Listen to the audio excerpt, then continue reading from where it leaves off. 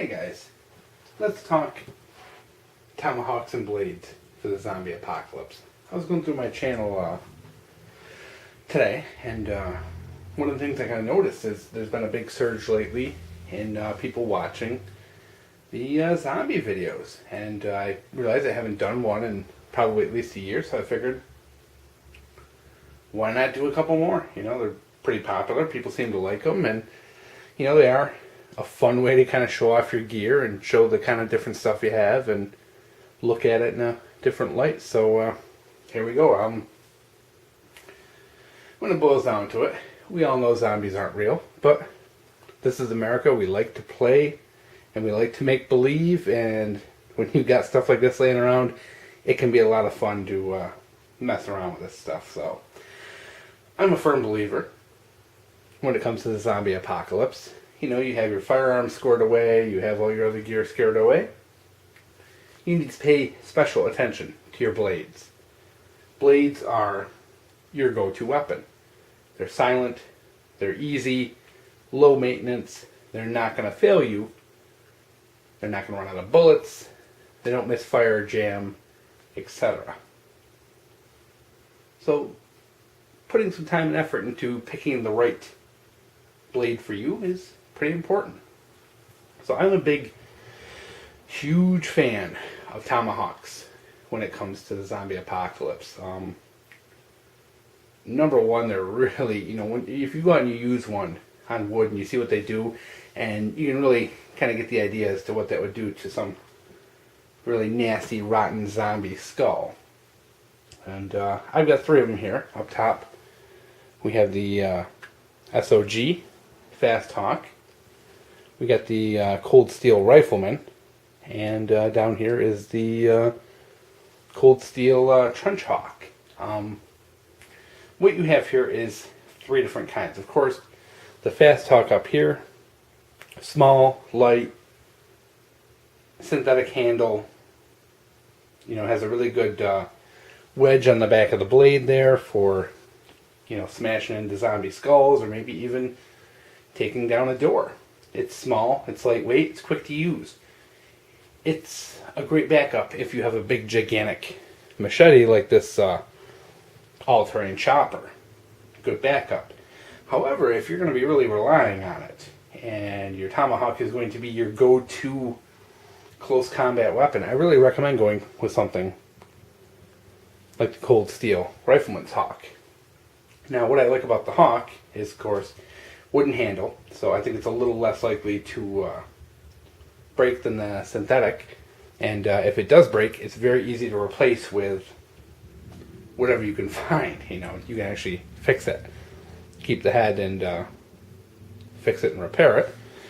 It has a hammer on the back as opposed to a spike, and I do like that. Number one, it's a bludgeon. It will work just as good on a zombie skull at taking them out. That's, if you swing that, you know, full blast, you're going to definitely crack a skull open. But you can also use it for if you're boarding yourself up into a home or trying to break down a door. That could come in quite a bit handy.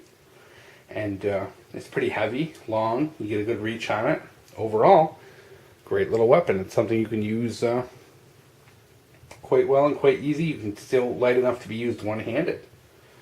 So I really prefer it. I do like the wooden handle over synthetic. And I do like that you have the hammer on the back as opposed to the spike. And my big reason for that is, guys, if this is a zombie apocalypse, adrenaline's going to be flowing. You're going to be, you know, not thinking.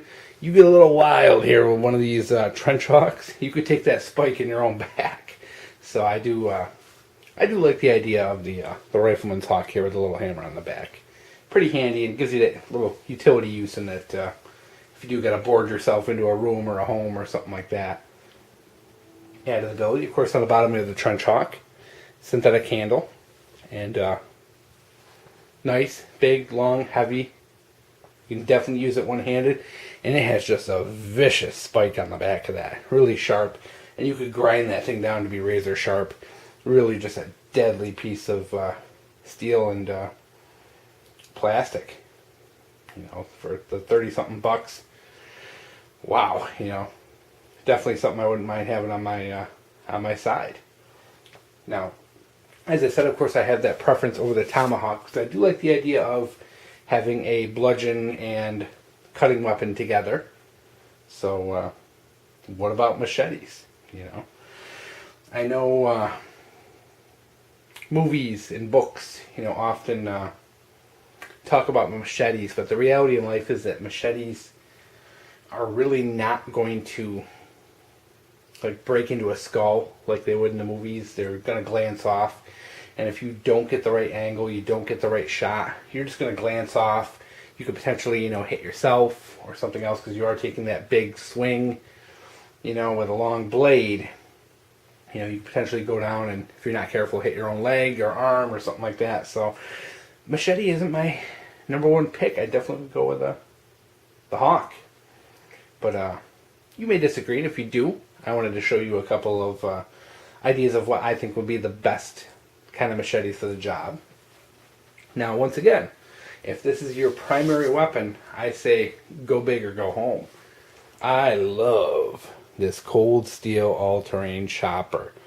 This is one big, gigantic slice of metal with a handle. In cold steel, their machetes aren't the best on the market, but my God, they're just big, sharp hunks of carbon steel. They work and they don't break. This one here, it's a little heavy to use one-handed if you're going to be chopping zombies all night long. But for the occasional swing, you can definitely use it one-handed. But for the most part, this is a two-handed weapon. And I do like that because you won't tire out as easy. If you're facing a sea of zombies, the last thing you want is an arm cramp. So I do like that particular setup. One-handed or two-handed use. Very heavy, long. Got a good long reach on that. And I don't put a lot of faith in katanas because, let's face it, this is the real world. Most of us can't afford a good katana. And a cheap one is not going to perform at a level you're going to need. And once again, will they glance off the head? Trying to decapitate, come on, that's a little movie cliche. I like these big, long machetes better. You can get a lot more weight behind them, really, do some damage. And if you're not going to go with a big, heavy hunk of steel like this all-terrain chopper, I recommend a machete with a handguard, a longer, kind of saber-style machete. This one here is the cold steel cutlass machete, which is kind of a new machete on the market, and it's a big, long, 20-plus inch blade, nice and heavy. You can get the thing razor sharp. Works very similarly to a katana. You can have that same kind of effect. The D-ring handle on it has metal in it, so it's actually reinforced with metal. So if someone does happen to catch you with a knife or whatever, it will protect your hand. I also really like this Condor one up here, their sabre machete. Same idea, just a little bit smaller, and not as well put together as the cold steel. It uses stainless steel and yada yada yada. But I do recommend as a pretty good choice is something with a D-ring to protect your hand, especially if you're going to be using it one-handed. It allows you to use this as a not only a thrusting and slashing weapon, but you can punch with the knuckle guard. So if something does get too close to you and you can't swing that blade, you can punch with the knuckle guard and it will protect your hands. And I do like that.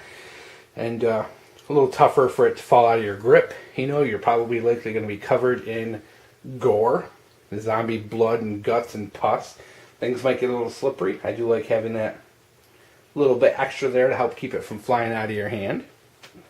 And of course, as a third, I wanted to show something a little bit smaller.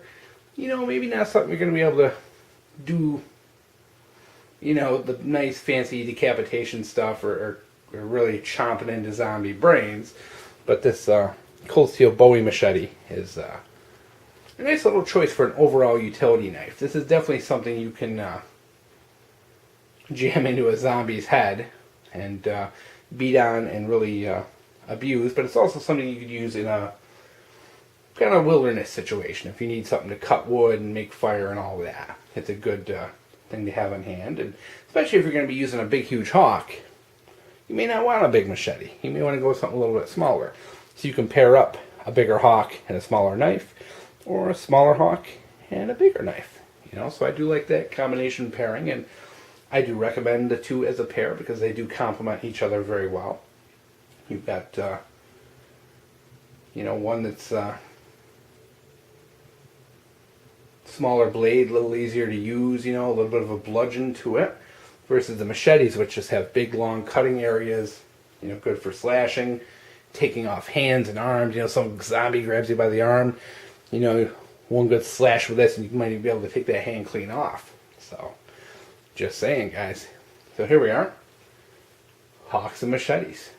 Whole world of these things out there. There's literally tons, and these ones here are all kind of budget too. There's nothing here that's really more than $50, so you can definitely get yourself a nice little collection of blades for the zombie apocalypse for a pretty small amount of money. Hope you guys enjoyed, and well, I hope you enjoyed.